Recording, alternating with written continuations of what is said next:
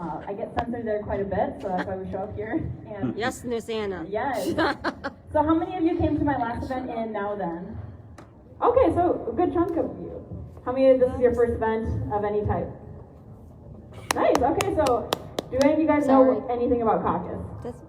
Has anyone been to caucus?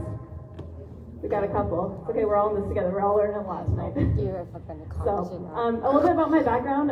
I am a charge nurse and a director of nursing throughout the pandemic, and I started seeing a lot of things that happened with the mandates and vaccines that had been out. And so I started going to rallies, and that's actually how I met a lot of the people here tonight, including Action for Liberty, and I am their Anoka County coordinator as well. So thank you guys for making the trip out here tonight on such a cold night. I'm so happy you did. And I'm going to introduce Jake Duesenberg. He is the president of Action for Liberty, and he has a few words to say. Thank you. Well, how you guys doing? Good. Thank you, Anna. She's awesome. Have you seen her speak before? Yep. Rallies? Yep. I have. First time I ran into her was in Little Falls. I was like, I know who you are. Hey. That's a nice brand there. I had a picture of that too. You got me doing this? You and me for the first time. Oh, okay. She's like a I don't think I've ever cheerleader. thrown the hips out like that before. Wow, street cred's going away. How many of you guys read my emails? Talk a little different than most people in politics, don't I? I just got over COVID, actually. And unfortunately, to the COVID cultists, they didn't take me out. Because you know that's what they wanted to happen, right? Yep. Jeez, he doesn't listen to anything we say. That's what they think. And I should be crawling, begging, oh, please, give me the ouchie, Fauci, ouchie. It's interesting. You know who got the COVID? Who got COVID positive test before me? Governor Walz. Walls, yep. Like you know, of all the people out there, he got a very public event where he got boosted with former Democrat Governor Republican Governor Tim Plenty. And then it's like, here comes January 1st, and well, I didn't have any idea. I don't really follow Keith Ellison's schedule, but he was overseas apparently, and before getting on a plane to come back to America, he tested positive for COVID, and he got the booster. And by the way, they all wear masks. They probably wear double masks, right? 3 of them. And then just last week, or was it 2 weeks ago? God, time's flying by. Steve Simon, Secretary of State, gets COVID. Also boosted. And every single one of these guys is like, boy, you still should get vaccinated because we've got to beat this disease and in this pandemic. And we're all here scratching our heads like, wait a second. You guys all are what they call breakthrough cases. Remember that term? They still actually use that on the CDC's website. Yeah, but their symptoms are more mild. But their symptoms are, yes, the talking points have changed. They would have died if they didn't get the shot. They would have died if they would have got the shot. So they're all these rare breakthrough cases. Isn't that crazy? No. So let's be honest. This thing doesn't work. I think it would be wonderful. One of the most wonderful things would be if the mRNA vaccine, this new technology, worked. It just doesn't. It just doesn't the way that they said it was going to. And so here we are, and we're scratching our heads. Actually, you guys aren't scratching your heads, because I talk to people all the time that think like us, and we're not under any illusion what this is about. It's never been about the science. It's always been about control, right? Yep. Always about control. Politicians want power. They want control over your lives. It looks like Tony just kicked out a politician here. That was pretty funny. Yeah. That's like the second one in 2 days, like trying to crash one of our events. Obviously, we're saying something that's very dangerous to them. And you know why it's dangerous to them? Politicians care about one thing. What is that? Control. Getting reelected. Yes, all money and control, it's all the same thing, but their objective is to get reelected. Or I guess you could say to get elected to higher office too, right? But it's to get reelected. There's 2 approaches to politics. 2 approaches. The first approach is the direct approach. And this is the approach the lobbyists and the special interests they love. And it's where you buddy up to a politician. you know, if a politician comes here, we should just be friends with them. They'll understand our way of life. In fact, that legislator talks crap about us all the time. So they don't care about us. They don't care about you. They do care about special interests because they give millions of dollars to their re-election campaigns, right? So this is a very good tool of the lobbyists. In fact, the largest lobbyists in D.C. are what? Pharmaceutical companies, the Pfizers of the world. That's the direct approach. We all, like, at one point in our life have kind of been duped into following that process. But they don't care about you. So there's another approach to politics. It's called the indirect approach, or the confrontational approach. And that's when a legislator is voting against your liberty. You confront them by going directly to their voters and make things painful. And that approach works. Does anyone believe that works in here? Anyone? Yeah. You know why? I can prove it. Because did you know that the Republicans did not just win back the Minnesota House, and the governor is still a Democrat? How on earth did Governor Walz lose his emergency powers? Did you know that June 30th, he had to sign away his emergency powers? That worked for one reason. Action for Liberty brought political pain to these people. We knocked on over 40,000 doors in northern Minnesota, from the Iron Range all the way over to Detroit Lakes and Moorhead. In fact, Paul Marquardt, this terrible con artist Democrat, just decided not to run for re-election. He's kind of smart, actually. It wasn't going to go well for him. Political pain. Republican senators were starting to pass the budget for Governor Walz without ending his emergency powers. We made 55,000 phone calls to these weak-kneed Republicans, and they ended up pressuring the House and the governor to end the emergency powers. Pressure works. We need to take back our government. Tonight we're going to talk about the caucus system. And I saw the show of hands, and not a lot of you guys have been to a caucus. And so this is really cool. This is scaring guys like Nolan West when they see a group of you this big coming here and say, oh my God, these guys have never been to a caucus. I am a little concerned right now. And they should be, because it's time we take back our government. These mandates are still here. They're still threatening us. So we got our expert trainer, Tony. Tony knows everything there is about the caucus system. He's been doing this since 2012 when he led a very successful statewide effort. I want you to listen to him on why the caucus is so important. And then he's going to actually run through how things go on February 1st that evening. Because I know a lot of you guys, since you haven't been here or have ever been to a caucus before, it seems like it'd be pretty intimidating, but trust me, these things aren't that bad. They're about an hour long. I've literally brought my 4- and 2-year-olds to a caucus before. And it's just your neighbors and your friends. So it's a wonderful event for you to shape the direction of the political parties in the state of Minnesota. All right, without further ado, ladies and gentlemen, Tony Lalonde.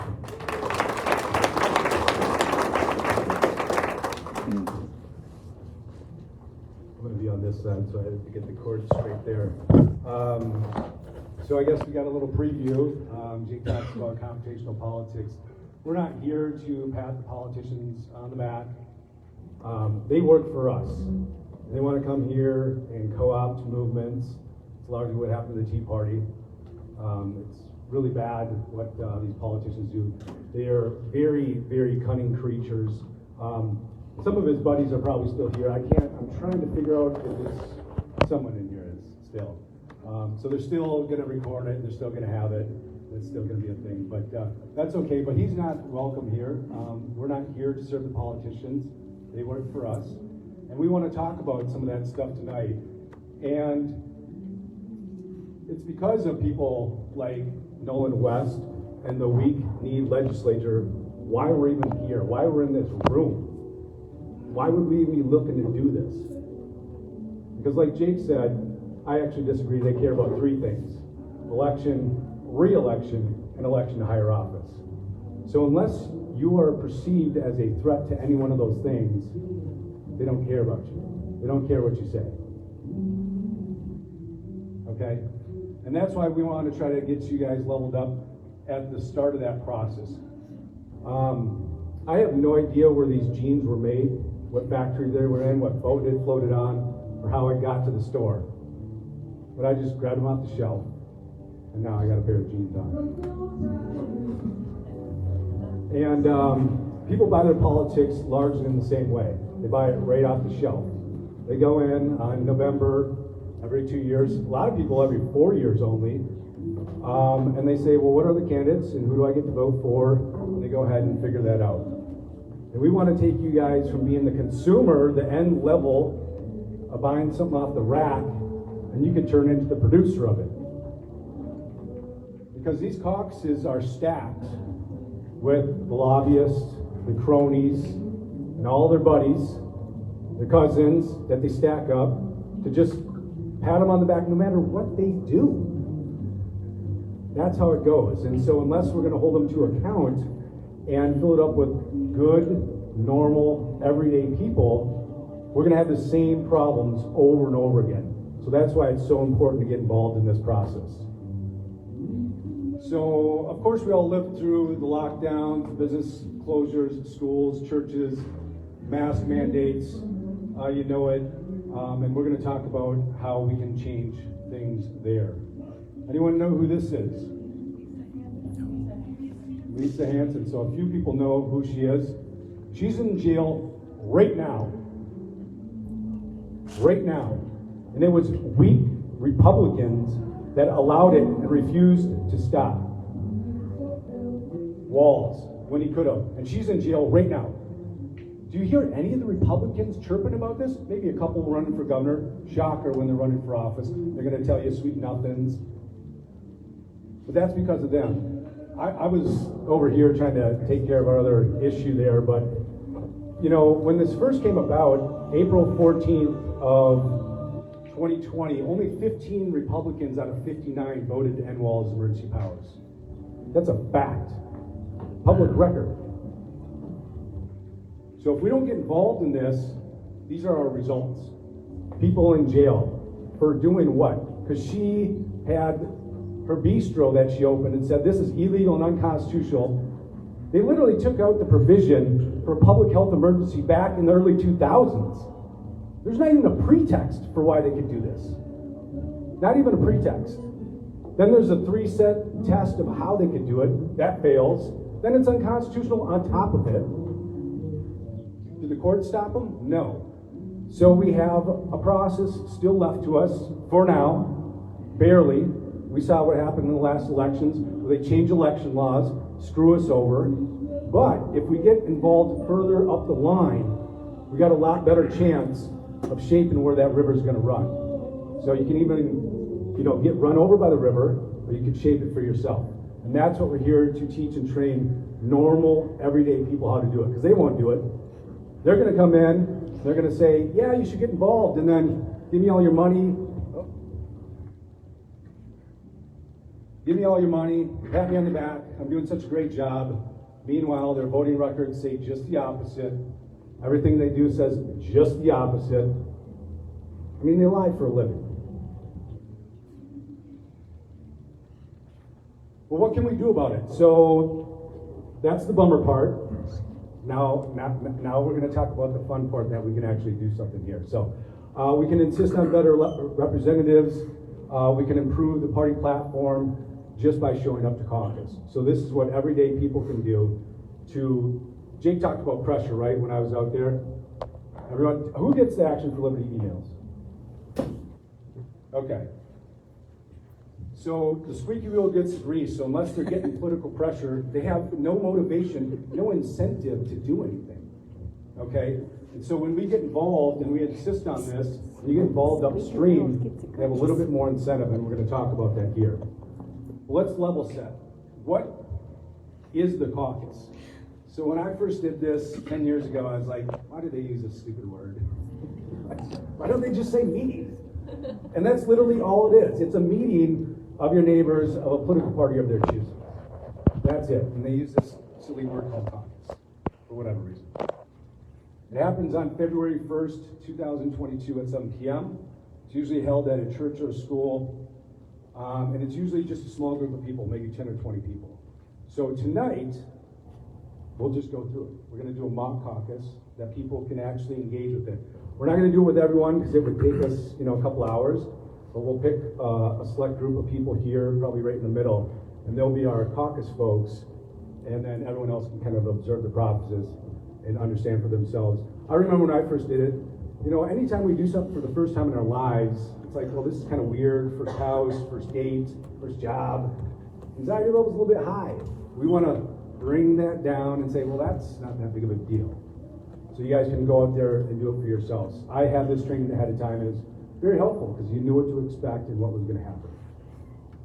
Got a question? There was one thing, you know these caucuses start at 7 o'clock, and they basically go from 7 o'clock until 8 o'clock, and they're supposed to be live and in person, and you're supposed to go to your party of your choice, like the Democrats, Republicans, whatever. And the idea is you're physically supposed to go there and have the caucus there. Now they're allowing some of these caucuses to be Zoom.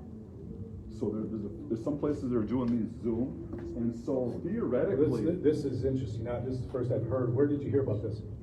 it was at one of these meetings. Yeah. So in my area, right around here. Wow. So the idea. Shock, or they violate the law. The idea, it's the state statute stuff. I speak on this against Steve. Yeah. Simon. Okay. So, but I appreciate that. And can I talk to you after this? We just want people could go to more than one at the same time. So that's a Legal thing. Need a little bit louder. Yeah. All right. Sorry about that. Did you have a question though? Well, I was just. It's illegal. We'll talk about how people go to caucus and everything here. So, yeah, it lasts about an hour. By law, it's got to stay open for an hour, the caucuses. You're only supposed to go to one. All right, so speaking of one, it's a good lead in. We're going to talk about the power of one. We want to take you from the puny guy to the tough guy. And this is what the politicians don't like. Because right now, if you're just, and how many people in here vote? Okay, we got a lot of voters. How many people in here been to a caucus before? Okay. And, so there's actually a good amount of people relative to what we're talking about. But if you're 1 out of 6 million people, here's the dirty little secret. Politicians make political decisions by definition. They are in the power game, trying to decide the power, who has it, who doesn't have it, who within their caucus has it, who with the other party has it, does the governor have it, do they have it? And they're constantly calculating, is this good for me to get my power to get the thing that I want? Is this bad for me to do the thing to get the thing that I want? And if you're just, please, if you're just 1 out of 6 million people and you ask for something, what do you think that politician thinks of you? Not much. You're like a rounding error to them. You know what I mean? They're like, okay, whatever. Fred's mad. Fred will get over it. Fred's going to go watch Netflix. But if you get mobilized to do something, their heads are going to snap around real fast. So if normal, everyday people get involved, invite their neighbors to come out and get involved, they're counting heads. So at the caucuses, there's only about 15,000 people. So I'm going to talk about, so Action for Liberty is a nonpartisan, nonprofit, issue-based advocacy group. So you go to a caucus of your choosing. Believe it or not, some Democrats don't like knockdowns. Actually, a lot of Democrats don't even like taxes, believe it or not. But like, you know, a lot of the people in the political parties, they just swallow hard on their side that they largely agree with. So there might actually be some Democrats in the audience, and welcome. If you disagree with the lockdowns, great. But you're one caucus attendee out of 15,000. So if you're 1 out of 15,000, do you think the politicians care a little bit more about what you think? And about what you're asking of them, what you're demanding of them? Why is that? There's less people. You're a higher percentage, right? You're only 1 divided out of 15,000. So you just upped your impact on the entire process. But this is only 0.2% of everyone. That's all the people that do it. There's only 2% of people that vote in primaries. So then you're really the weird in a good way if you get involved in this process. But wait, there's more, just like the infomercials say. At these caucuses, you can be a delegate. The delegates actually steer the direction of the political parties. if the lobbyists, cronies, and politicians' buddies that just pat them on the back all day long are there, what do you think the political parties are going to reflect? Right? What the lobbyists and everyone wants. What kind of politicians do you think that they're going to produce? Sellouts, exactly. All day long. But if there's good folks like us, like Jake talks about, that are willing to say, no, you work for me, you sign on the Never Again bill, you stop vaccine mandates, or I'm not doing anything for you.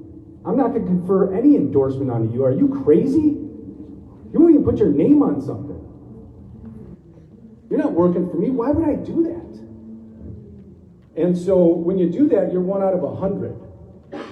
That's 1%. If you bring your spouse, that's 2%. That's 2% of the electorate right there. And then when you bring your neighbors, and you get 10 of you, you're 10% of everything that these people care about. So what do politicians care about? Election, re-election, election, higher office. Well, how do they get there? Caucus is one thing. So the caucus process can produce them an endorsement onto them, a party endorsement. What comes with a party endorsement? Money. Party data. The fact that they can run around and say, I'm the DFL candidate or I'm the Republican candidate. Actually, there's a law that if they get that endorsement, no one else can say it. Leave it up to the politicians to protect themselves. Shocker. They set up all the rules for them, make it very difficult for everyone else, try to stop all the threats to their power, because they don't care about us. They care about themselves and their power. That's what they're there for. And so if you go out there, you have a complete outsized impact on the process. And that's what we want to do. You're getting way upstream. If you want to even get further upstream, come talk to us later. That's for the advanced class. So everyone getting this though? Who has the most amount of power? We're going to talk about this a little bit more, and we're actually going to go through it completely here. Where is the caucus? So go to caucusfinder.com. That sticks you right on the Secretary of State website right here. So just plug that in. You plug in your address. It's going to say what your precinct number is. It's going to list out all the major political parties and where they're doing their thing. Apparently, some of them are listed on Zoom, which is crazy. No, that's where it says, right on there, under the DFL party, like when I put in my zip code. We're gonna do this contact list through Zoom.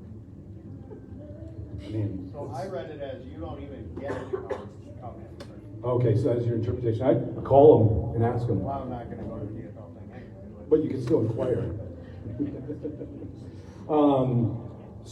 And it's going to give the address of where you go. So this would be, I can't even read it, it's a little bit blurry on here. But it's going to tell you to go down the church or the school where you guys need to go to do the caucus. Choose a political party of your choosing and do that. The big thing that we're asking you to do for Action for Liberty supporters is to go up and sign up to commit to caucus. How many people want to know what their local politicians are up to? Right? So if you go to a caucus, right?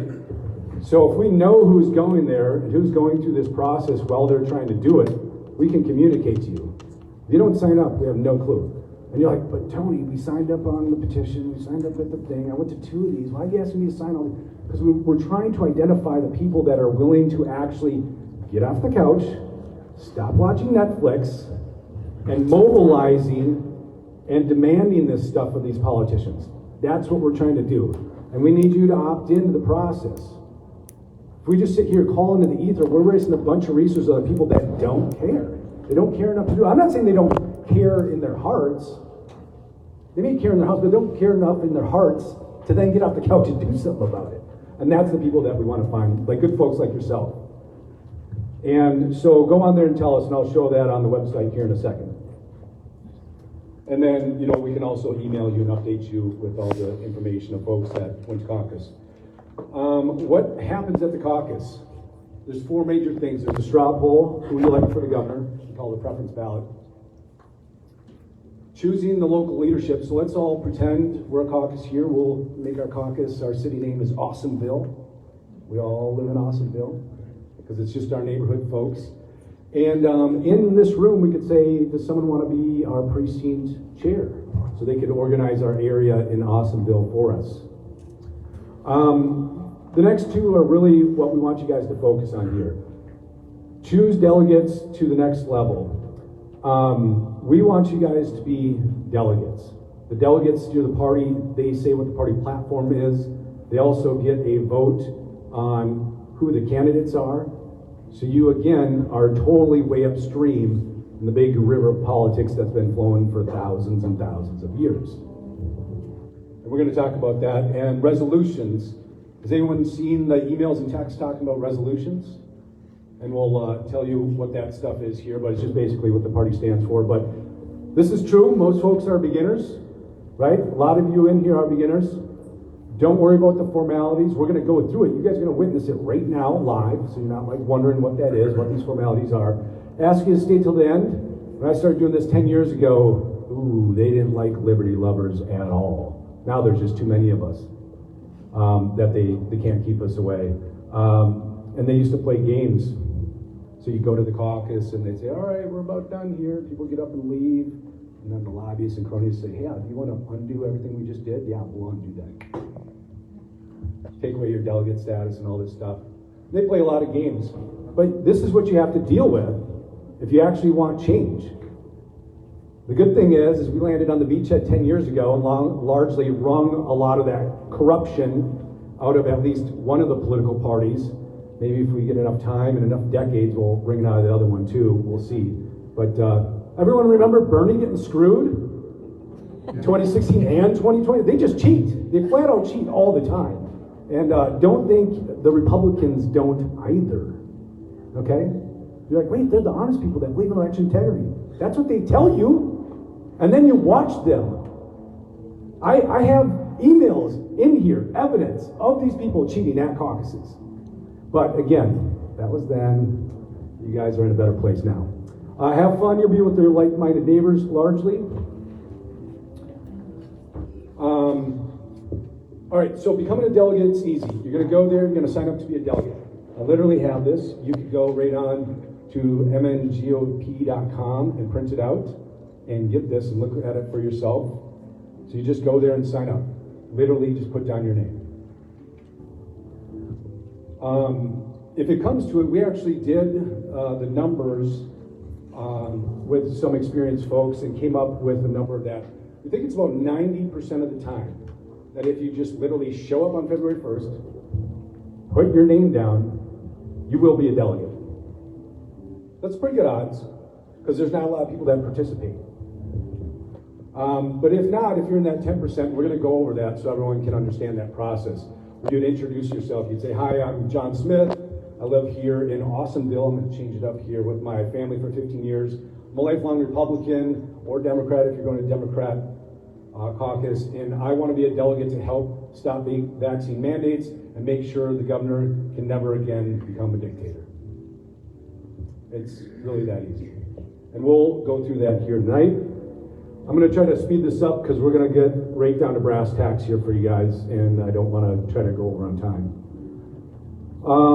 Platform is just the policy positions of the political party. We are pro-gun. We want constitutional carry. We want to cut taxes. We want to stop vaccine mandates. We want the Never Again bill. So there's no pretext, no imagination, nothing that even the rogue gangsters in the courts could even be like, well, you know, kind of the thing, they missed the period and the comma, and I guess they can do it. No, we want to just wipe it away. We're not playing games with these people anymore. You know, we don't want to play patty cake with them. The platform starts with us. We're going to bring resolutions to the caucus stating our positions on the issues.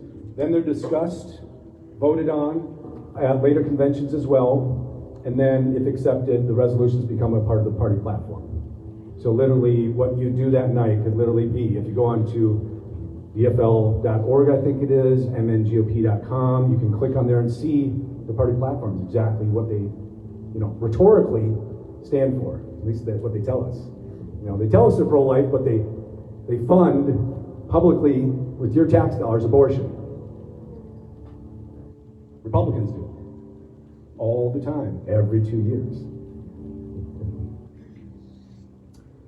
Why bring your friends and family? Well, politics is a numbers game. Get the numbers, win the game, right? When they're going for election, how do they decide who gets elected? Most votes. They're counting the numbers, so they're counting heads. Who has the numbers? So if we go there in mass like this, regular everyday people like us, in areas like this, you will overwhelm them and swamp them to take over and get rid of the swamp. We used to call it swamping the caucus back before Trump called, draining the swamp, and that was kind of popularized. So this is kind of a relic from an old guy that made these slides. Your friends and family can vote for you. So if you're a delegate and you're like, hey, I'm going to go do this thing, they're like, well, I don't want to do the thing. Well, why don't you just come and then you can vote for them? The caucuses are free by law and open to the public. So rather than going down and filling bubbles out and sticking it in a machine like we do voting for 15 minutes, you can go down here, have a conversation with your neighbors, become a delegate, and you can get your neighbor with 0 points of entry. We're going to talk about the requirements here in a second, and they can help vote for you to become a delegate. You get to know your neighbors better, and you guys can go out and have a beer afterwards. So here's the summary. We go up February 1st, we bring someone with us, we sign up to be a delegate, and we submit our resolution. That's the game plan. We already told you all the different steps. You can participate in as much or as little. How many people vote in the judge elections when they vote? Not a lot of hands, maybe half. So, just like you're skipping over the judge elections, you can skip over those elections too. If you don't want to participate in the straw poll or this. We're asking you, absolutely try to do this. We want to get more normal people involved in the process, everyday people.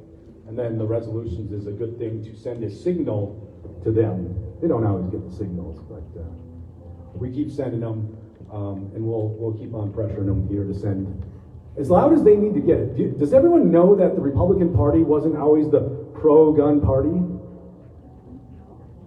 It took them 20 years to beat it in their heads, literally, until they figured out that they're going to lose enough elections and enough political careers were going to hit the gutter until they're like, well, I guess if I'm in the Republican Party, I better be pro-gun. Better be not raising taxes. Better be pro-life, at least, again, rhetorically for these. Do Republicans raise taxes? Yeah, they do. But not nearly to the extent as maybe they once did. And at least they have to answer for it a little bit more, and the people are a little bit more hip to it. And that wasn't by accident. It's a lot of hard work of people well before me planning on beachheads and blazing that trail. And so if we're going to go ahead and make this a thing in these political parties, we have to do our job to fight for freedom. So these are just some common questions. All these slides are up on actionforliberty.com. How many people have been on the website? Cool. So I would encourage you that haven't gone there. There's a lot of good information. We're going to take questions here, and I'll just show you. Or maybe I won't show you. Maybe I lost internet and we're not going to show you. That seems to be the case. All right, so that's not going to happen. No worries. Oh, here we go. So this is actually... You're right.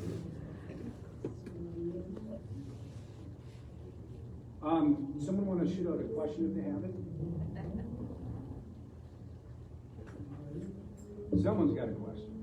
Yeah, how many delegates do they have each precinct? That is an excellent question. It depends on precinct to precinct. We're going to talk about it again more in depth here. All right, see, I wasn't lying. It's there. Just had to hit a setting. So it depends. They base it on the last election, the highest member on the ticket for that party, however many votes they got, they'll do a divisor. There's kind of a formula I won't bore you with, and then they come out with a number. Again, if you want to nerd out, all this stuff is literally on their website, so you can go and review it for yourselves.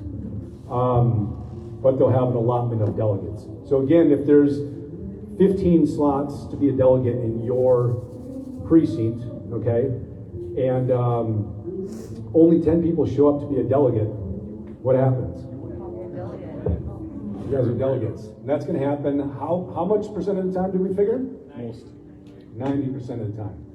So it's like a total laydown, just by showing up. Because most people, again, their anxiety levels up a little bit. They're like, wow, this is a weird thing. I don't know if I want to do it. So, caucus info, that's why it's lit up in red right there. You can click on all this stuff. You can get, a lot of people ask for information. We write about it right on Action for Liberty. You can see all the information right there. To learn more about it, you can see the scorecard for candidates. You're like, well, what does my local politician do? Yep. Softball, not good. None of them. They're all terrible. With very few exceptions, I should say. So here's the Y Caucus. Send this to your friend. This is a 4-minute video, intentionally distilled down, this whole little hour-and-a-half thing. They did nothing else but took 4 minutes, and they're like, oh yeah, I can totally do that. There you go, that's for them.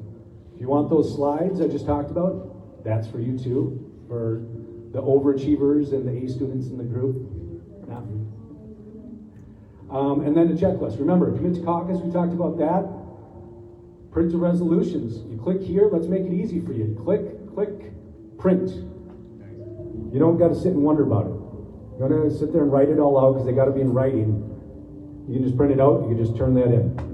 No big deal. And find your caucus location. So these are kind of the easy steps. We're trying to distill things down for people. Someone's got a question. I'm not that good. Someone's got a question. Yes?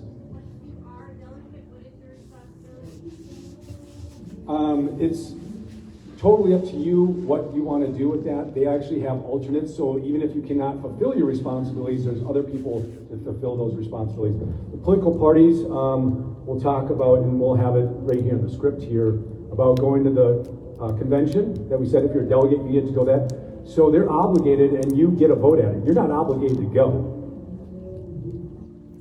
A lot of them don't go. You know what the lobbyists, cronies, politicians' buddies do? They just chew up these delegate slots, write in their buddies that aren't even there, nominate them in absentia just to block the other people out. And then what do? They don't go. They're like, I'm not wasting my time doing that. My buddy's got it here. We got the delegate counts. We blocked them all out. We're good to go. So even if you're an alternate, go. Because a lot of these people won't even show up. Some of the other things that they'll ask you to do as a delegate, they'll ask you to, donate to politicians' campaigns. They'll come and ask you for that. It's up to you if you want to donate to them. You don't have to. Pound signs for them, campaign for them basically. But, if you got a slimeball politician, maybe you don't want to do that. But you could go down there and register your dissent. You could do that down at the convention. Say, well, why would I endorse you? And call them out for not signing on to the Never Again bill. Call them out for not signing on to stop vaccine mandates. That's what we're trying to get folks to do. But you can do with it what you wish. You get to be a delegate for 2 years. You can resign at any time too. So if you're like, yeah, I'm out, you just send them an email and you're done. Go ahead. All these people are going for governor. One of them. How do you know that they're not lying? How do you know that they're the right people? That is a great question. It's like we have a thing here called the Never Again Pledge to try to, it's action for liberty, right? Not sit around and stare at our belly button for liberty, right? So the way politicians communicate to us is through their actions or inactions. And you can see here, the people, here's the pledge that as governor, I will not sign any other legislation until the Minnesota legislature passes the Unilateral Emergency Powers Repeal Act, also known as the Never Again bill. So they're pledging to you in writing. And there's a happy little list right here of the people that have signed it and the losers that won't.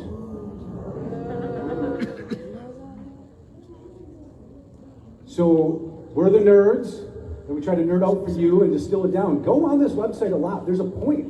We're not doing this because we're bored.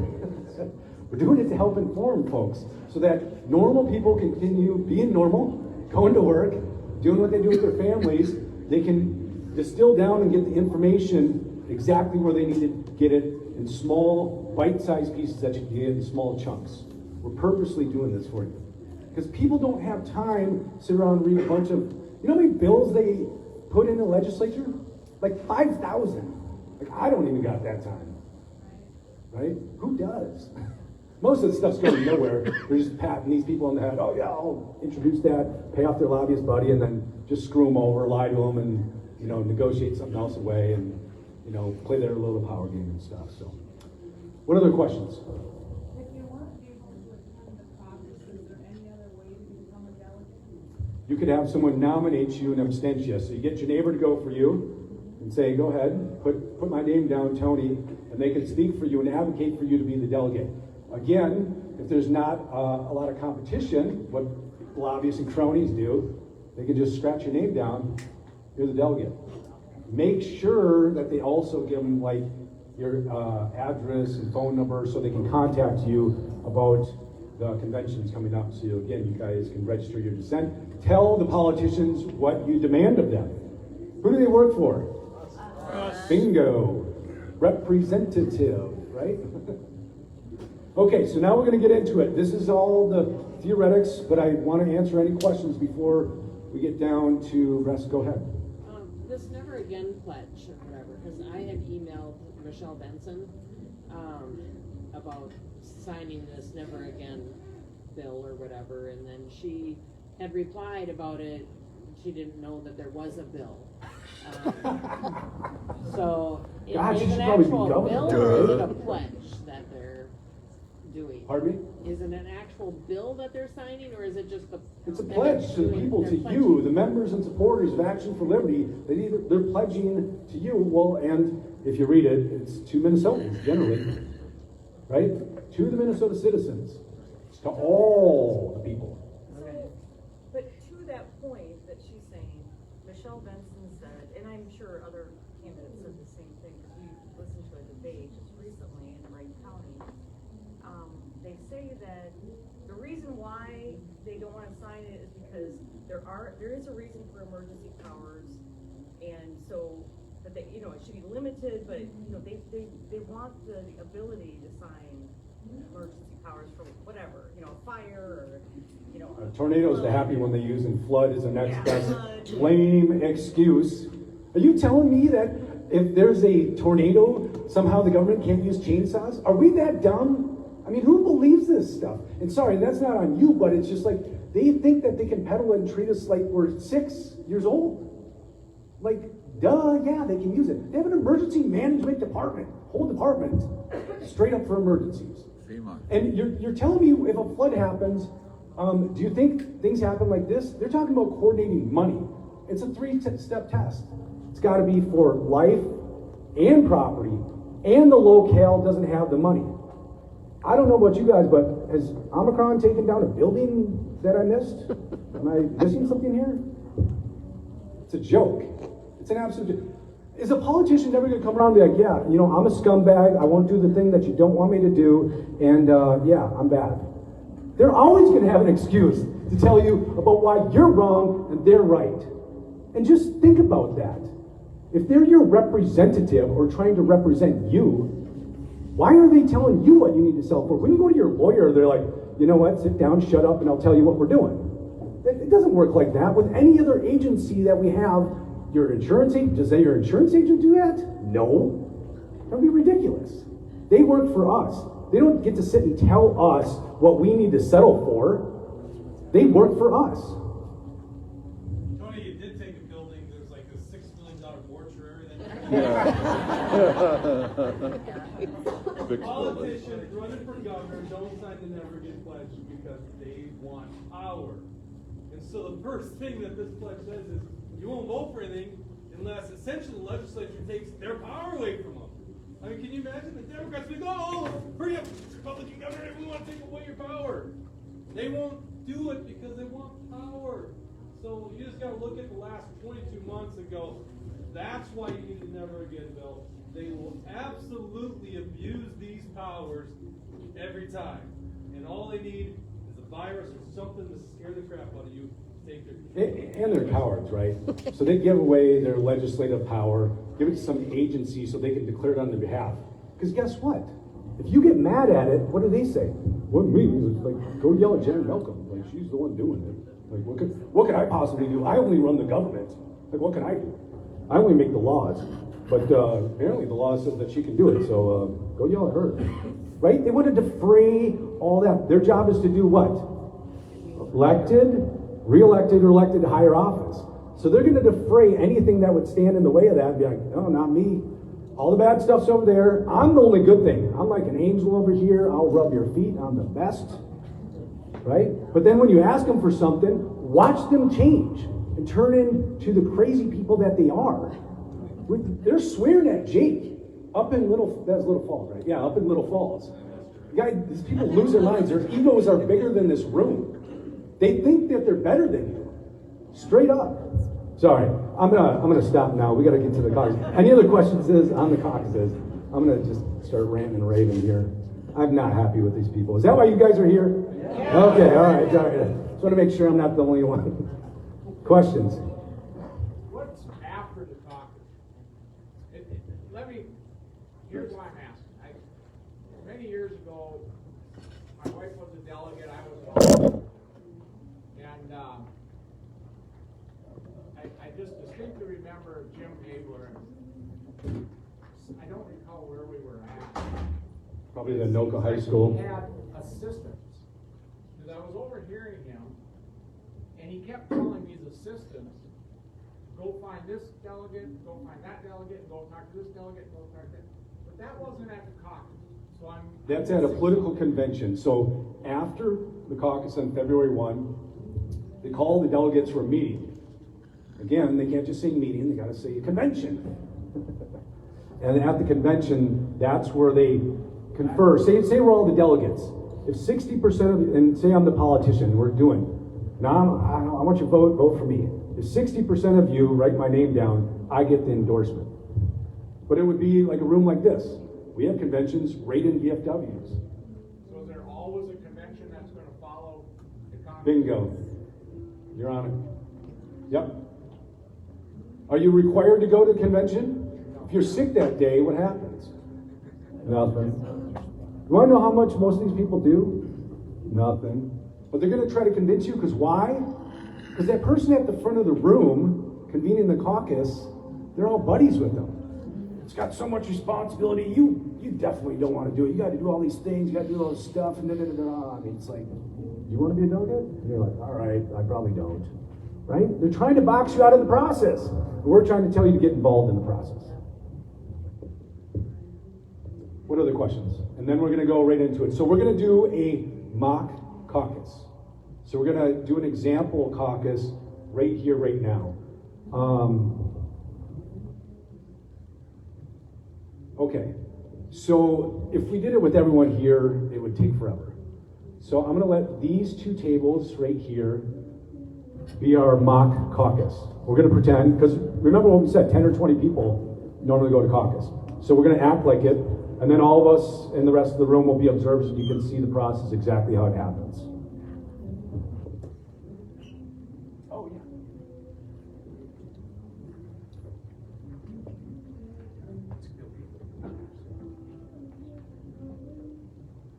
Okay. So everyone gets it, right? We're all the caucus members, the 10 of us right here, okay?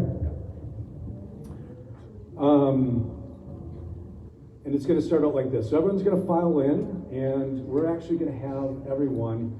Normally they would have like a set of registrations sitting out.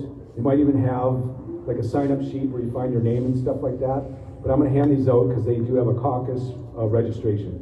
But it's just that sits with the political party, but you're required. Can I get some more pens back there, Jake?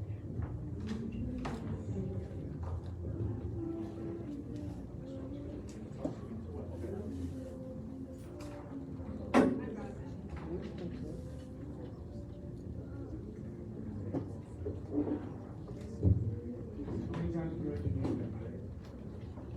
You don't get that. Those are the pose.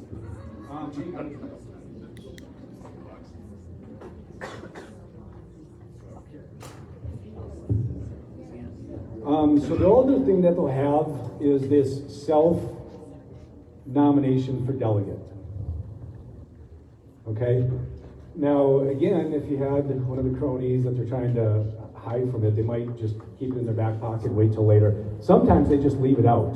But I'm going to pass it around because I want everyone to, I'll put my name on here. And you go ahead. And then we'll pass it around. So, because what do we want to do? We want to sign up for a delegate. So we're pretending it's about 6:45 right now. Nope, right here. Oh. It's okay. Well, maybe a delegate. It's okay. Yeah, just write your name down there. That will be fine. So it's 6:45. People are filing in. You might even look over and you're like, oh, Charlie, I had no clue you went to the caucuses. Nice to see you. Great. We should go have a beer afterwards. You're just milling about. You can meet your neighbors. You can sit quietly with yourself, sit on your cell phone, whatever you want to do, but you're just kind of hanging out. And we're waiting for the strike of 7. So as that's getting passed around, it's going to be done here in a second. And we're going to start right now. So these are the only folks participating in these 4 tables, I guess. All right. Good evening. I'm Tony. I've been asked to be the convener of this Republican caucus in Precinct Awesomeville of the BPLU Scott County GOP. Will the caucus now come to order? Now we're going to go ahead and please join me in the Pledge of Allegiance. So we're going to stand up and do the pledge. There's the flag right on over here, so we're going to do that now. Everyone can join me as far as they care. I pledge allegiance to the flag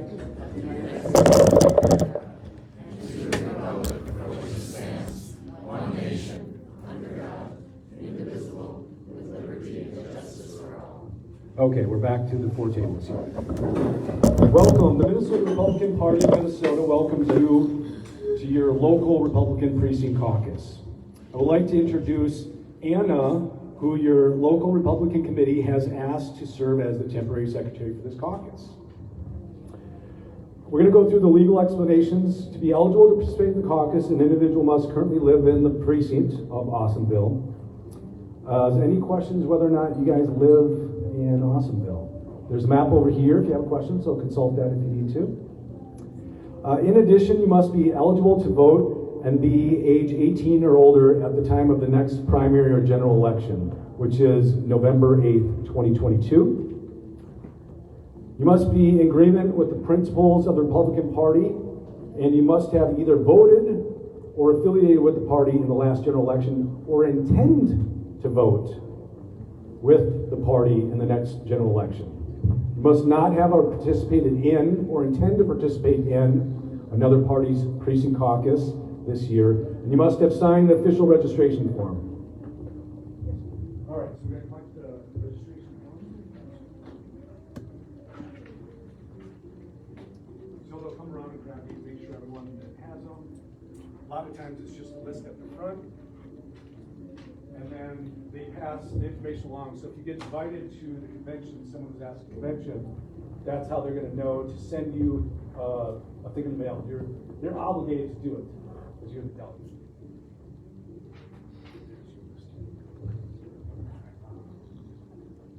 Yep, and we're going to move to this. I might ask you to go. Okay. All right, and everyone's signed in. We don't have any outlaws. All right, great. We don't have to kick anybody out. We're good to go. Only the politicians, right? All right. Does anyone have any questions about the qualifications for being here tonight? Okay, introductions of observers and other officials. I would like to welcome anyone who's here to observe. An observer is not eligible to participate in the caucus.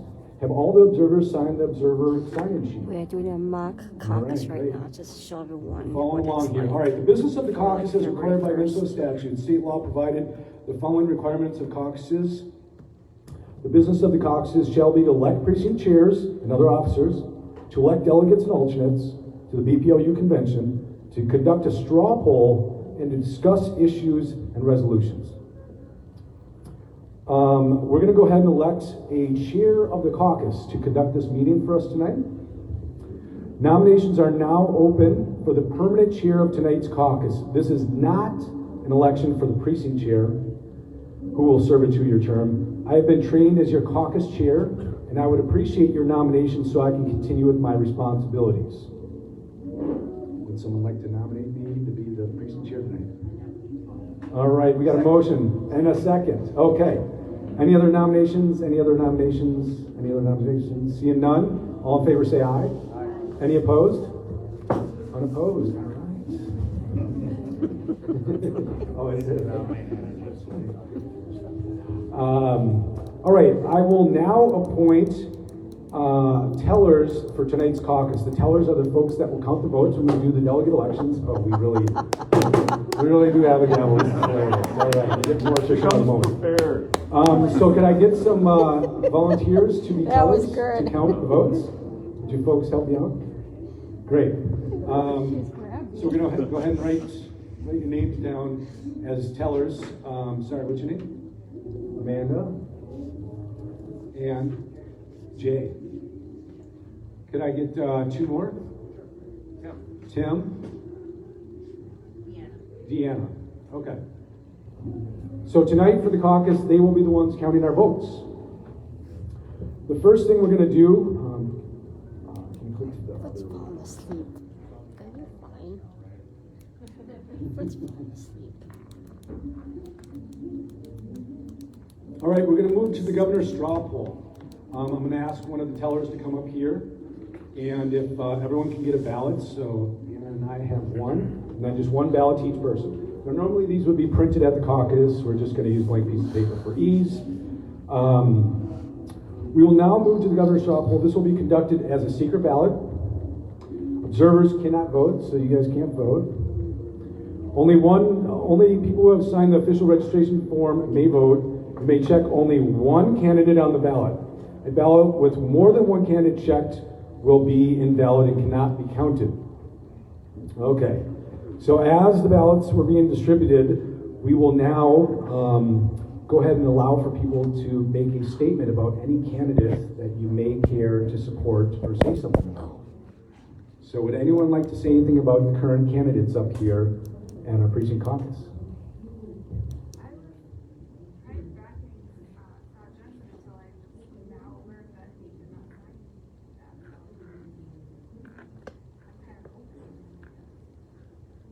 Great. Would anyone else like to speak for a favorite candidate?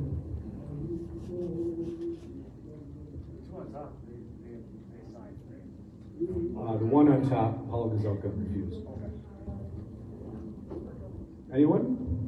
Okay, well, in our precinct packet here, the candidates have sent along a letter that we'll go ahead and read out to the caucus here. So we got one from Paul Gazelka. And it says, I was the leader of the Republicans. I helped deliver 2 majorities for us to help beat back the Democrats and stop their tax-raising ways. I'm going to go ahead and fight Tim Walz, and I ask for your support. All right, so that was a letter from Paul Gazelka. We have one here from Michelle Benson, too. She says, I grew up as a farmer. I love the rural communities, and I'm going to fight for all of Minnesotans, and you can trust me. Your favorite politician. All right. You get the point. They'll have letters there. Sometimes the caucus convener will be reading them, sometimes not. So now that we've been done with that, does anyone else want to say anything about a candidate? Okay. So we're going to move right to a vote. So write down your candidate of choice.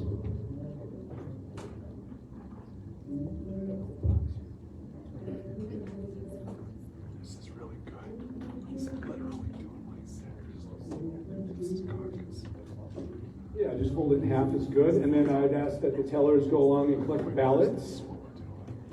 And then I'm going to give you a tally sheet here. Now this is, we're going to cross that down.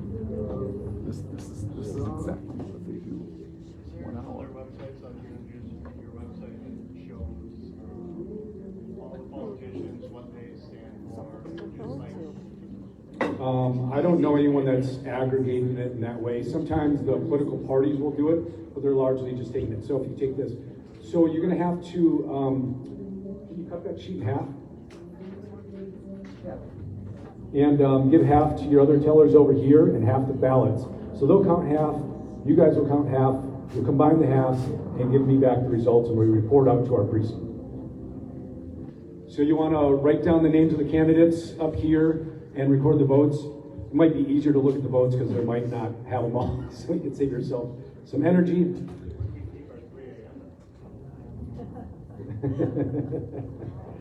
All right, so now as they're doing the counting, our tellers are busy at work. Thank you, tellers, doing the hard work. We're going to move to doing an election of delegates and alternates, okay? And the delegates and alternates, they'll have responsibilities to maybe go walk in parades for politicians, go to the political conventions, and generally help out and get candidates elected. So those are the responsibilities in our precinct.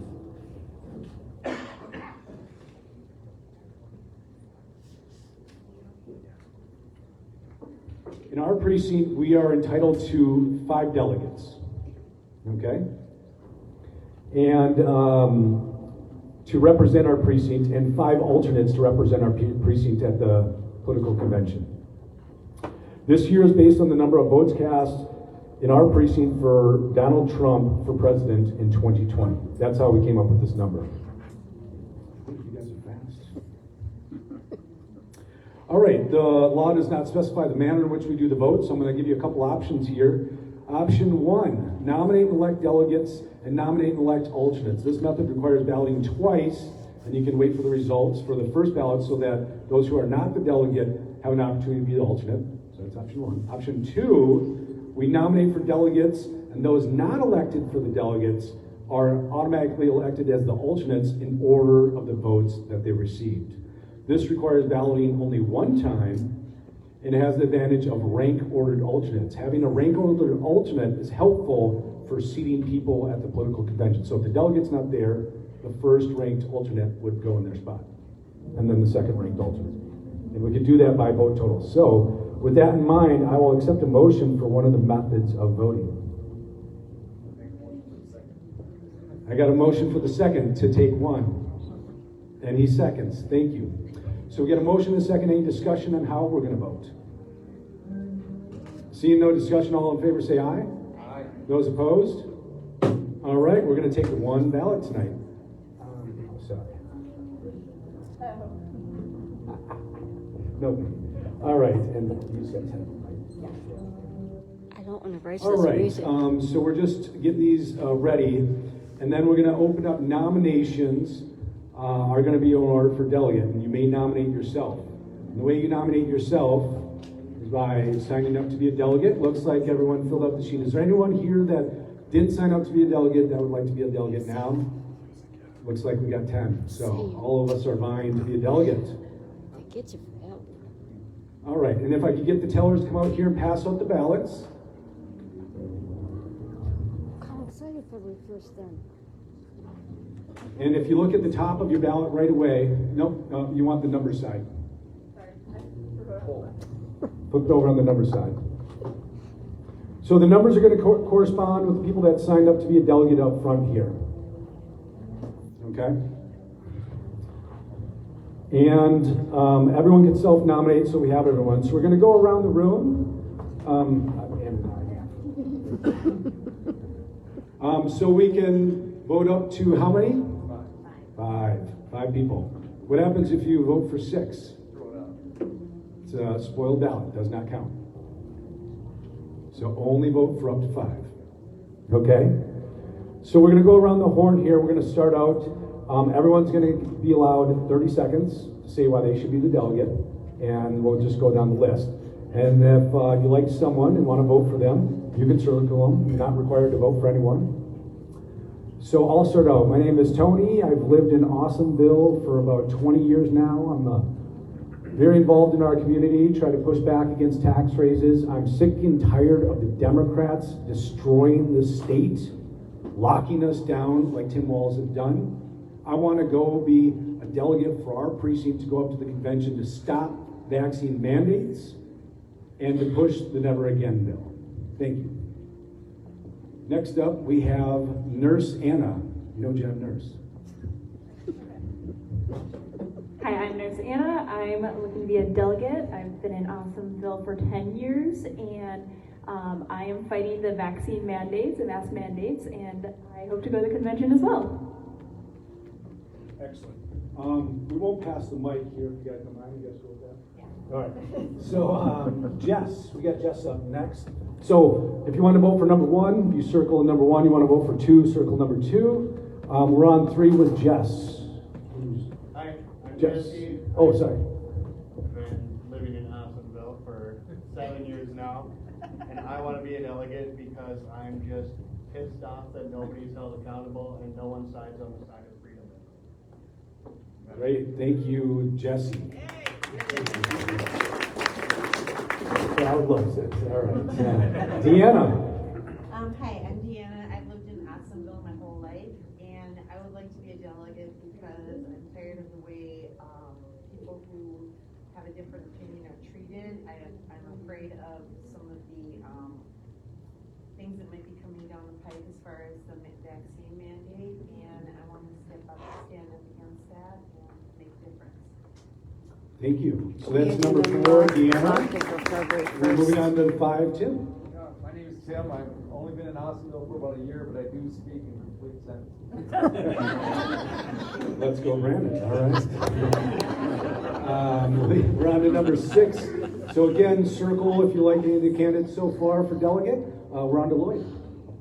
I'm Lloyd. I've lived in Centerville for 6 years, and I am tired of being told what I can do and what I can't do. I enjoy my freedom. I don't want to be, I just don't want to be told that I have to wear a mask. I don't want, so I also would like to see things change. Dwayne. School district, CRT. We're doing a mock caucus for February 1st to show everyone how to do it. Thank you, Lloyd. So that's number 6, Lloyd, on the ballot. All right, and we got Todd up next. Go ahead, Todd. My name is Todd. I live in Awesomeville for about 10 years. The reason I want to be a delegate is because I want to fight for my freedoms and for the freedoms of my fellow citizens. I feel like if we don't stand up, that our rights and liberties will be taken away and stripped from us. And I want to look out for our children and our children's children and the rest of the children of this country, great country that we've built everything founded upon. Our founding fathers founded this country. I feel like that if we don't fight for it, it's going to be lost. So I continually want to do my part that I can to serve this great nation and to help fight and uphold our liberties and our freedoms. Excellent. Thank you, Todd. We're on to Krista. Hi, I'm Krista, and I've been in Awesomeville the same amount of time as you guys, and I want to be a delegate because I want to get involved. I've always voted, but I haven't been involved like this, and there's no better time than right now to have my voice heard and to represent all of you. That is why I want to be a delegate. Awesome. Thank you, Krista. So Chris is number 8 on your ballot. Make sure you're circling folks that you want. We're on to number 9 with Amanda.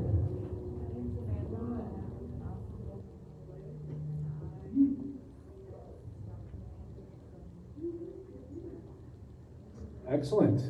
Thank you, Amanda. And we're going to round it out with Jay.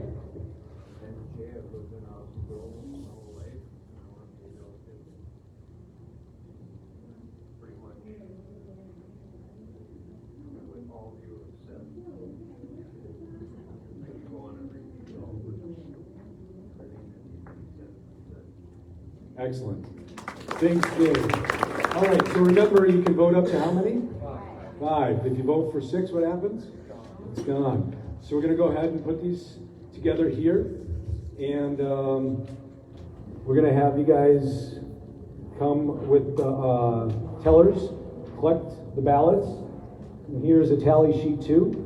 Maybe you guys want to just all tally together so you have one giant tally sheet. But I'll let you guys figure that out. You are the tellers. All right, so we're going to move on, and since we got the results back from our awesome tellers so early, who wants to hear the election results for straw poll? Sure. All right, let's see what we got. So there were 3 people voted for. We had 6 votes for Neil Shaw, 2 votes for Paul Gazelka, and 2 undecided. Those are our election results. So we're going to put this in our precinct packet. This is going to go up the line. This will be the thing that you see on the 10 o'clock news that night, assuming they get it in on time. Certainly the Star Tribune, NPR, and everyone else is going to be reporting out on it. You know, the politicians, if it doesn't go their way, they're like, oh, it's no big deal. If it does, they're going to be like, I'm so awesome. And, you know, that's right. You know what these people are doing. All right. So we're going to move on and talk about precinct officers. So we can elect a precinct chair from our precinct that would represent us. Also would allow you to get a vote on the local committee. So when they're doing the business for up to 2 years. When we go to the convention, if they're going to rank those alternates, the precinct chair would be the person like, oh, here's our first alternate. Okay, the second one's not here. Oh, our third alternate comes forward. So they do that. And they can also organize our area. So if we want to do a meeting, they can kind of captain that up. So with that being said, would someone like to be our precinct chair? So you're getting a live view of exactly what it's going to be like at the caucus. Everyone puts their head down, like, don't look at me. So don't be afraid. If you don't want to be the precinct chair, don't be the precinct chair. If you do, though, you be the officer of the party. You think the politicians might care a little bit more about you? Perhaps. Maybe you got a little bit more sway, because you were certainly voted for by your flock, right? So everyone's like, well, I know Charlie. He was in my precinct. I trust Charlie. So if Charlie's saying so-and-so's not getting on board with the Never Again bill, you could have some outsized influence on the process. Can I get someone to do it? I nominate Anna to be our precinct chair.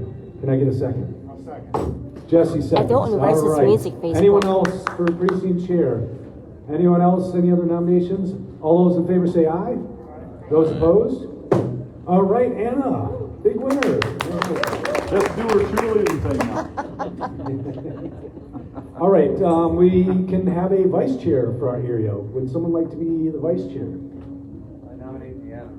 We got a nomination. Ooh, and a second. That was quick. Anyone else want to be the vice chair? Anyone else? Anyone else? All right. All in favor of Deanna being our vice chair, say aye. And that's how you do a caucus. All right, thank you, Deanna. And lastly, we can have a secretary for our party. So, for our precinct. So if we do have a meeting, they would take the notes of the meeting and record what happened on there. So would someone like to be our secretary for our precinct? Anyone? I nominate Jesse. It's a nomination for Jesse. Anyone else? No one else? All right. All in favor of Jesse being our secretary, say aye. Anyone opposed? All right, so I'm batting 1,000 on that. Three out of 3 nights, someone who's been elected does it. So these folks generally aren't doing a lot. I mean, they might go down to the convention, they might seat the delegates, but like most of the folks, they're not getting heavily involved. So again, you're not obligated to do something. They might call you to do something, but you're not obligated. But to get involved as much or as little as you like. All right, so we got our precinct officers. We're going to go ahead and announce the precinct delegate and alternate results. So if you can go to the highlighter, it's here. So number 2. Yeah. And then we have number 4, number 1, number 6, and number 7. Okay, those were our 5 elected delegates in order of votes. And our next one for our first alternate is number 5. So after Tim, put a space and put A1, capital A1. All right, so Tim is our first ranked alternate. After that, we have, we won't go all the way down the line. You get the point. We just continually rank them up based on rate corner. So we'll save some time here. And so those would be our delegates. And if those people can't go to the convention, then you guys can talk amongst yourselves and say, hey, if you can't go, I'd love to go. And maybe they're busy that day. All right, so we're getting down to the end here. We're going to pass around the donation envelope. We can't keep the party going without your help. The donkey and the elephant need it. We need the water. Please donate to the party. Cat's hungry. Yada, yada. All right, so we pass around. Mom is hungry too. The venue's not free, which we actually got a real thing for that in a second here. All right, and now we're going to recruit for party volunteers. So we got this sign-up form we're going to pass around. If you'd like to sign up to door knock or do other things, you can. Okay, if you want to do that, great. And the last one, a lot of people like to get involved, is be an election judge. So if you're not happy with the way things are being counted, you can go ahead and be an election judge. So we're going to pass that form around. Make sure to put your legal name on there. If you don't have your legal name on and it doesn't match with the Secretary of State, it will be rejected. Make sure to have your exacting address on there. If it's Avenue spelled out versus AVE period, maybe check it out on Poll Finder. You can do it on the other resources on the Secretary of State. So if you want to sign up to be election judge, do that. We all know that who counts. This is true. Okay, now we're going to move on to the party platform. Tonight we'll have an opportunity to amend our party platform.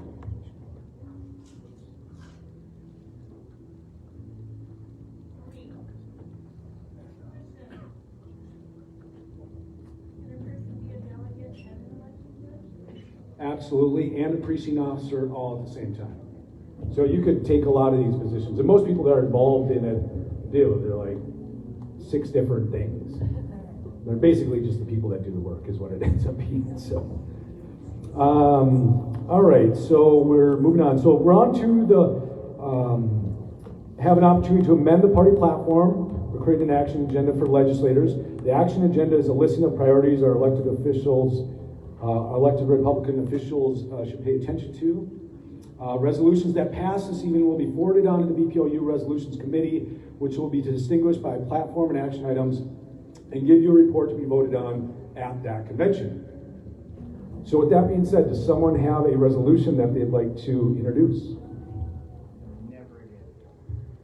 We have Jesse here who had just turned in writing to us the Never Again bill. Resolution. And do you want to tell us why you want to pass this resolution, please? So we don't get tinge on walls again. Short and sweet, I like it. And think about that when you're in your room. If you're in there bloviating for 20 minutes about something, you're going to make your fellow caucus goers really happy. They might get a little sick of it. So sometimes short and sweet can work. I feel like Lois Griffin from Family Guy. It's like, America. All right, so we have the resolution for the Never Again bill. Do we have anyone that's opposed to us passing this to be a part of our party platform here? I would like to speak against it. I mean, what if there's a tornado? What are we going to do then? Or a flood? How could we possibly get through in the world if there's a tornado? We all know that the government can't use chainsaws unless we give dictatorial powers. I mean, do you hate tornado victims? I'm opposed to this. I say vote no. All right, so we got one opposed. Would someone like to speak in favor of the resolution for the Never Again bill? We'll take one from each side. Take another one. Since we have one opposed, someone can speak for it. You guys are feeling I'm outnumbered already. Okay, you guys are confident. I like it. Okay, with that, we're going to take a vote on the Never Again bill resolution. All those in favor say aye. Aye. Those opposed, nay. Nay. All right, the yeas have it. Pass your stinking resolution. We'll push it on here. It's going up the line. All right. Any other I'm sorry. Can I call for division? You could if you want to make people angry for no reason. Robert's rules. He's in the dance class. There's all this funky procedural stuff that we won't bore you with. All right, so we're going to move to close. We have now met all the legal requirements of the pre-existing caucus. Is there any other business to come before the caucus? Anyone? Okay, I'd like to thank everyone for your participation. I'd now entertain a motion to adjourn the caucus. I would now entertain a motion. Motion to adjourn. And there's a second. All right, it's not debatable. All those in favor say aye. Aye. Those opposed? You guys all just attended caucus. It is literally like that, That's exactly about that kind of almost chaotic. You're like, wait, what are we And doing? that's What are how we you doing do a over here? How many caucus. things? What's happening? I just learned It's something. really just that easy.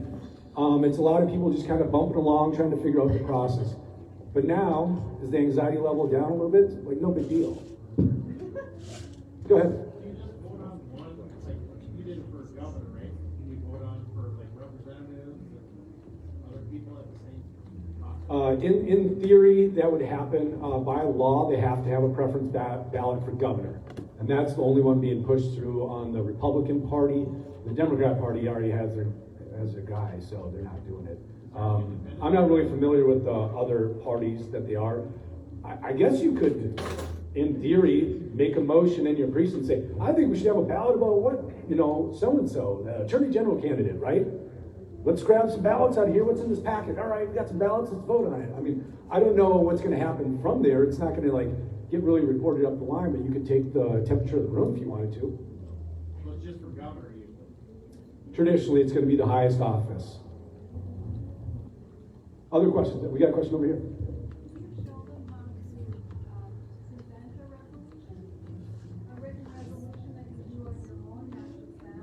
So they'll have a paper there that says if you want to write down a resolution, and they'll have lines where you can literally write it down for yourself. I don't have one with me. Sure, I can do that for you. So, whereas our gun rights have been trampled on over and over and over again, whereas the Constitution clearly states shall not be infringed, whereas these judges have been screwing us over for years, therefore be it resolved that we pass constitutional carry. Do you have that on the website so I can print that out too? We don't have every policy position. We're trying to focus on our corner of the world, which is the Never Again bill, the Stop Vaccine Mandates. There's other groups out there. You can go to minnesotagunrights.org, and they'll have one there for that. At least they did in the past. I haven't been on their website in a while. Maybe it's on there, maybe it's not. But they've done that for Stand Your Ground. I believe that got through a few years ago. I helped do some caucus training with them too. So, question? It's a question, right? Keep it to 30 seconds then. Kind of a statement. My name has been on the party platform for the Republicans twice. I've served on this meeting. If you want to be an effective resolution, you should read the platform ahead of time so you know what's in the platform. And if you want to change something, make the words basically tie the platform. Like if you don't like what something the party's doing, say in your resolution, change this to that. And that way it actually makes its way all the way to the state party convention. Remind me of your name again. Robert Marvin. Robert, yes, I knew that. I just was blanking. So Robert's in the advanced class. Yeah. And there's nothing wrong with the advanced class. And you guys can totally nerd out. Trust me, we've nerded out on it. We're just trying to get you to just get involved in the process. Understand it, become a delegate, and put the resolution in. What other questions we have on the basics? Thank you. What is BPO? That is a great question. I'm sorry I did not do it. It was in one of the slides. I'll pull it up here, and if I can get back to it.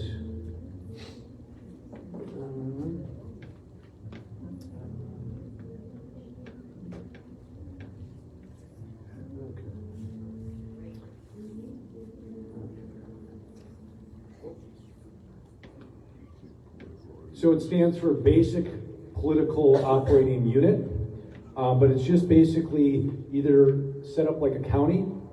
So if you're in a more rural area, it's going to be like a county, or it's going to be set up as a legislative district. So it's just a geographic area, Basic Political Operating Unit.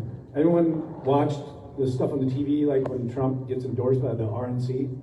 That starts at your precinct. And then it goes to like your county. Then it goes to the congressional district. Then it goes to the state. And then they fly those people there. That's literally where it starts, and then you see them on TV. So that all starts there. Well, how did Bernie get screwed then?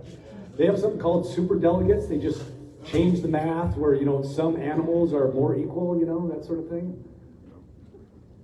Well, that's kind of a bummer because you're kind of like taking the wind out of our sails here. How do I get to be a super delegate? Well, you know, so there's a lot of things you can do when you're involved. They can try to manipulate the rules. They will try to manipulate the rules in many places, no doubt. Catch them cheating, expose them, and that stops them. We did. We started videotaping our conventions in 2012. Had a rules fight about it at a convention for hours. We won. We had the numbers. And then we had to fight again in 2013 and 2014, 2015. They don't have that fight anymore. We wrung that corruption out. So yeah, if you want to take on those battles, go nuts to do it. Call these people out. Right, the truth can't hide. Right? It's always going to win out. So call these people out. Call out their bad behavior.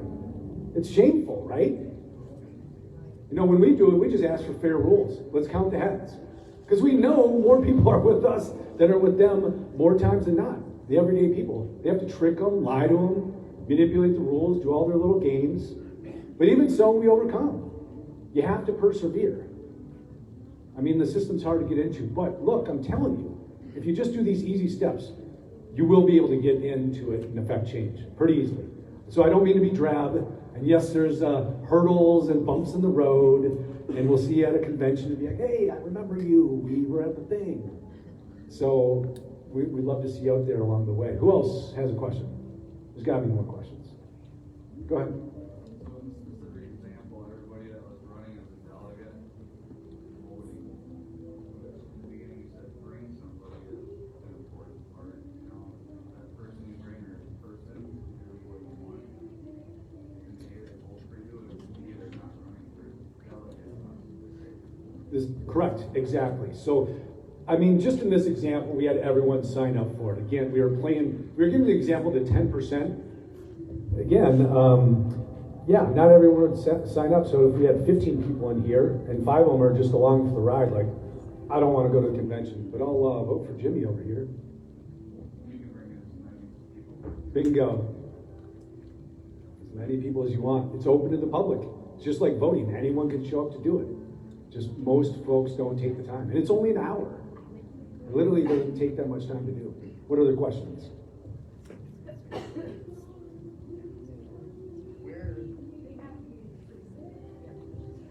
Great point. Thank you.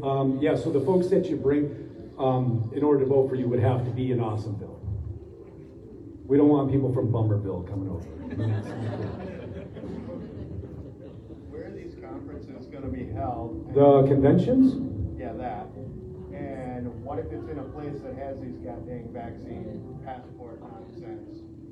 And now I can't go because you're making me a second-class citizen? So that's a real thing that we just heard about because the state party for the Republican Party is down in Rochester. We heard that they're going to try to pass something like that. Now, if the gutless Republicans actually got their act together, they would actually go and sue them and say you can't do it, screw you, fight them in the courts, because even the judges tend to not try to touch that hot potato, would probably smack them down. But they're weaklings, so who knows what they'll do. Yeah, and if you don't want to participate because it's in some school and they're doing it, like, anyone who carries a firearm for safety? Like, these things are in schools. You know, some people are like, well, I'm not going to go in there as a sitting duck. You know, some people have that theory. Some people are like, all right, I'll leave it in the car and go do my thing. So it's totally an individual choice for doing it. And it will be, you know, like at the Anoka High School, someone's talking about Anoka around here, something like that. Or, and that's where they'll have it in the auditorium. And there'll be a couple hundred people there and stuff like that. That's not really an individual choice. Oh, I'm saying if you choose to attend or acquiesce or whatnot, I mean, there's a lot of things that you can try to do, which is put pressure on your local party to say, well, let's go somewhere else. Let's have it at the pavilion at the park.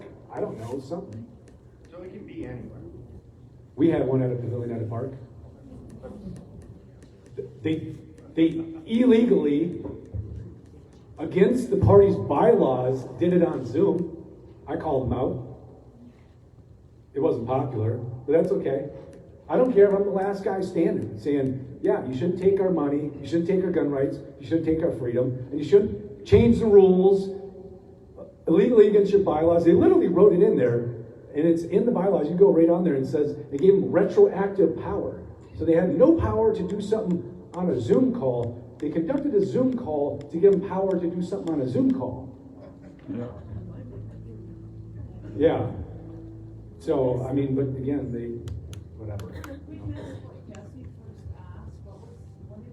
He said, what if they had like a vax mandate at the location of the convention? You have to make a decision if you're gonna go. Yeah, I mean, then you got enforcement. What is, like, the city gonna call the cops and try to have them enforce it? I would love that. I would love if they're hauling people out to jail. Not because I want people to go to jail like Lisa, but this stuff needs to be fought for. I mean, if people don't stand up, we're screwed. By the way, Yeah, we are. in my area, the Democrats caucus. I stand up way too much for this shit. I stand up way too much for this crap. Nuts. And I mean, this is supposed to be open to the public.